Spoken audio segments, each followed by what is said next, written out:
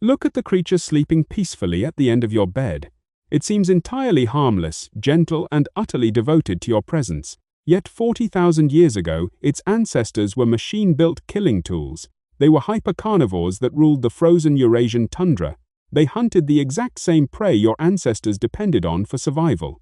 They were faster, stronger, and far better equipped for the ruthless cold. They did not view humans with affection or curiosity. To them, we were either competition or easy protein. So how did an apex predator become our most intimate companion? How did a nightmare of the ancient forest end up guarding our children? The answer to that question is not a story of human dominance. It is a story of desperation, evolution, and a biological gamble. 40,000 years ago, the Earth was going through a brutal deep freeze.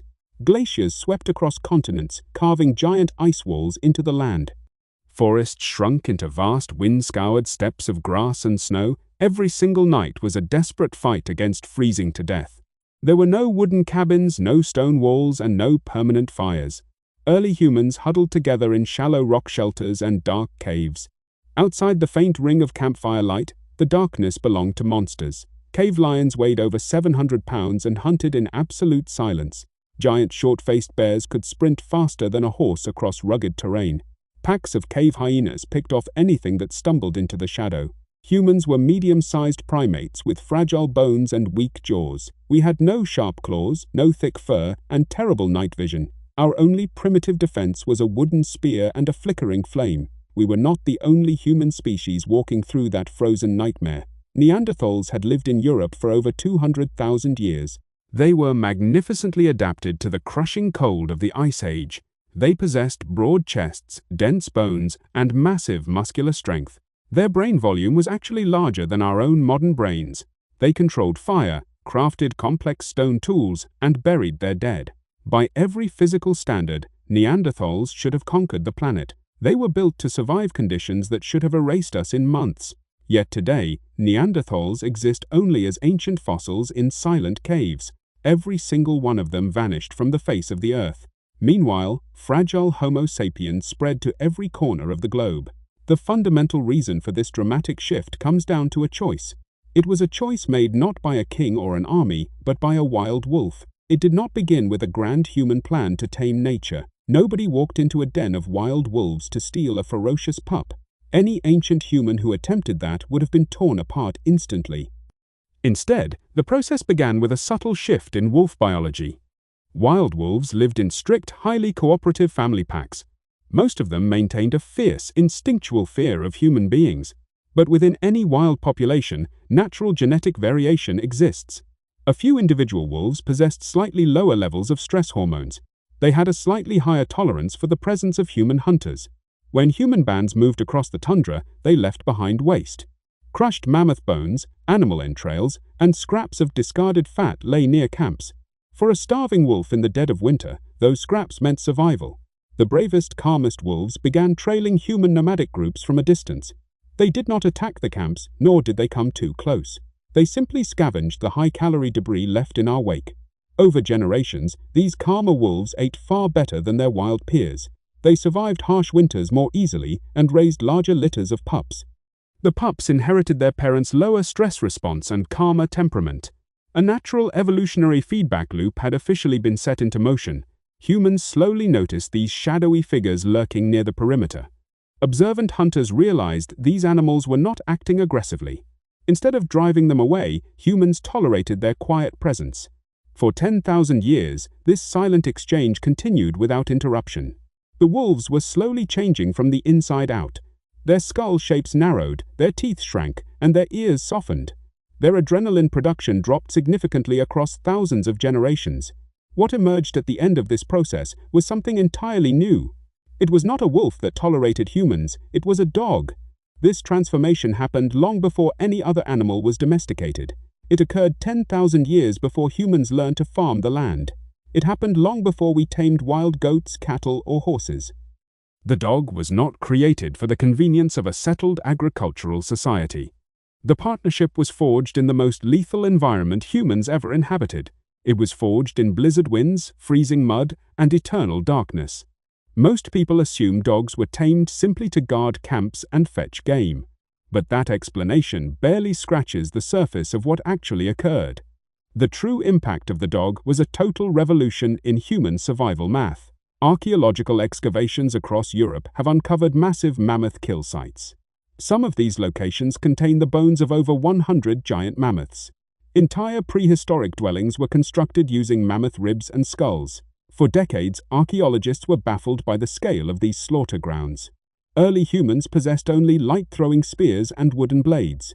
A single woolly mammoth weighed up to 8 tons of muscle and tusk. A small group of human hunters attacking a mammoth directly faced suicidal odds. But the arrival of proto-dogs completely shifted the balance of power. Dogs used their extraordinary sense of smell to track herds across miles of snow. Once the target was isolated, the pack moved in with lightning speed. They did not attempt to kill the massive beast themselves. Instead, they surrounded it, barking fiercely and biting at its heels. They pinned the colossal animal in place, distracting its deadly tusks. While the beast was fixated on the dogs, human hunters moved in safely. Spears were thrust with precision into vital organs without risking human lives. This cross-species hunting strategy dramatically increased human success rates. Hunts that previously took days of exhausting tracking were finished in hours. Human casualties during big game hunts dropped to nearly zero. The massive influx of high-protein meat transformed human biology. Well-fed mothers produced richer milk, and infant mortality rates plummeted. Children grew taller, stronger, and more resistant to deadly winter diseases. Human populations began to compound and expand exponentially over centuries, but the daytime hunting advantage was only half of the evolutionary equation.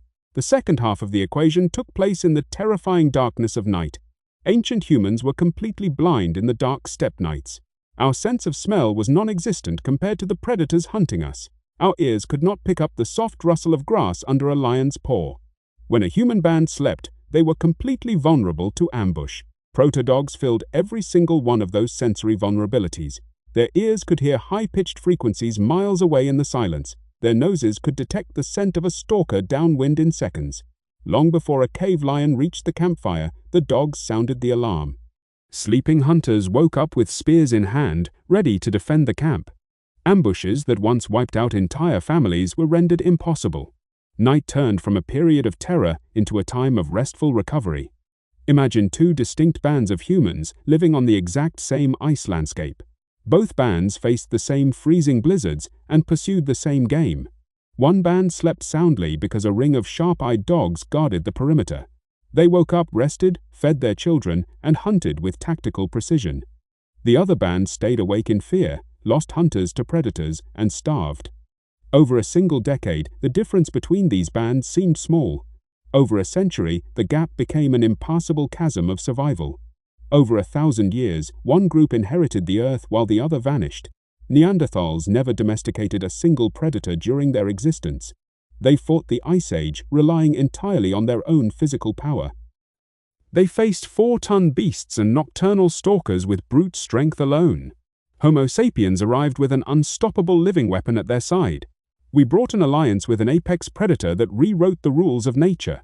That alliance doubled our hunting territory and tripled our lifespan. It allowed us to outcompete every other hominid species on the planet. But the physical protection of the dog was only the beginning of the miracle. The most profound part of this story happened deep inside the canine brain.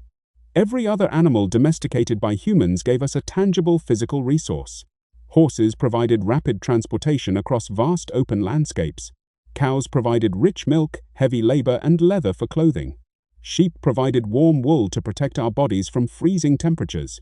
The dog gave us something no other creature has ever offered. It rewired its entire neurological structure to understand human emotion. Point your finger toward an object on the far side of a room. Your dog will immediately look where you are pointing, not at your hand. A chimpanzee, our closest living genetic relative, will only stare at your finger. Even hand-reared wolves fail to grasp the simple concept of pointing. Dogs understand human pointing gestures instinctively from early puppyhood. This subtle ability requires a profound understanding of mental states. They know that your gesture carries intent and information meant for them. They evolved a dedicated region in their brain specifically to process human voices. Brain scans reveal that dogs analyze vocal tone much like human infants do.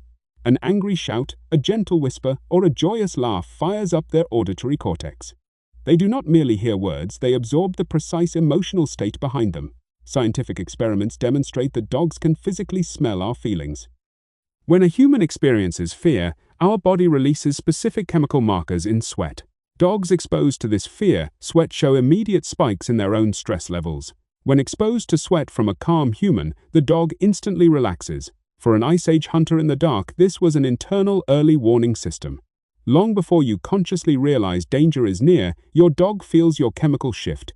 Then there is the biochemical miracle of eye contact between human and dog. When you gaze gently into your dog's eyes, both of your brains release oxytocin. Oxytocin is the fundamental hormone responsible for deep maternal bonding. It is the exact chemical that binds a mother to her newborn child. It lowers blood pressure, reduces anxiety, and builds unbreakable trust. No other animal on Earth triggers this hormonal loop in human beings. Wild wolves raised by hand do not experience this surge when looking at humans. It is a unique evolutionary adaptation engineered specifically for our relationship. Dogs hacked our deepest social instincts to ensure their own evolutionary survival, and in doing so they gave us emotional comfort in an unforgiving world. At ancient burial sites dating back 15,000 years, archaeologists found proof. Human skeletons were excavated lying side by side with complete dog remains. The dogs were buried with intricate stone collars and carved bone ornaments. Some graves show dogs that had suffered severe injuries weeks before death. Their healed bones proved that humans cared for them, feeding them while injured. These were not disposable tools or simple hunting livestock. These animals were beloved family members whose loss caused genuine grief. Ancient humans wept over their dogs 15,000 years ago, just as we do today. This bond existed before the invention of agriculture or permanent cities. It existed before written language, pottery, or metal tools. When humanity had nothing but spears and fire, we had the dog. It stood by our side when the world was dark and hostile.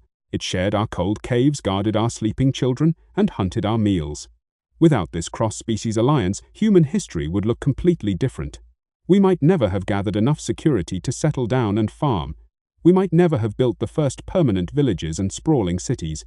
The entire architecture of human civilization sits downstream of that choice. It sits downstream of a wild wolf choosing to trust a campfire flame.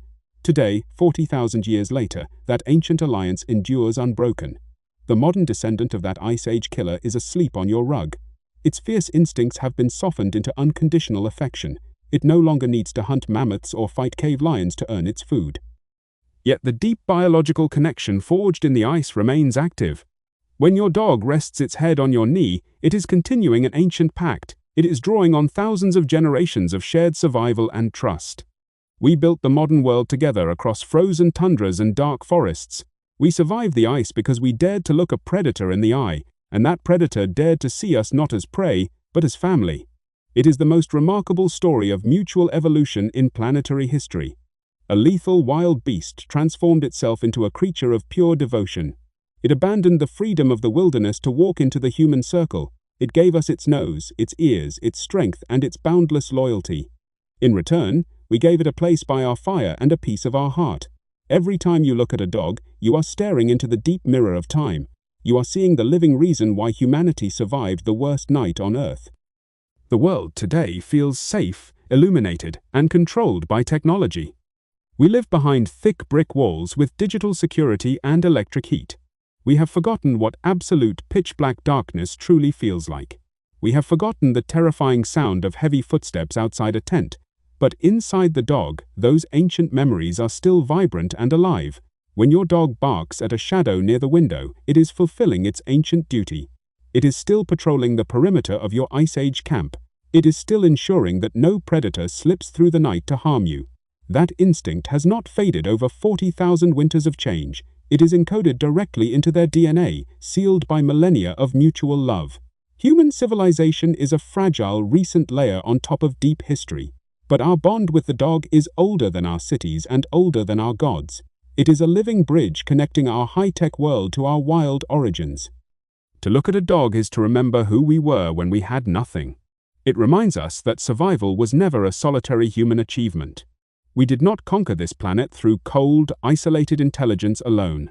We conquered it because we were willing to form a partnership with nature.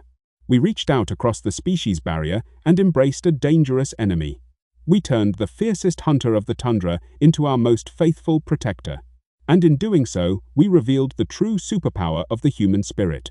Our superpower was not our strength, our teeth, or our speed.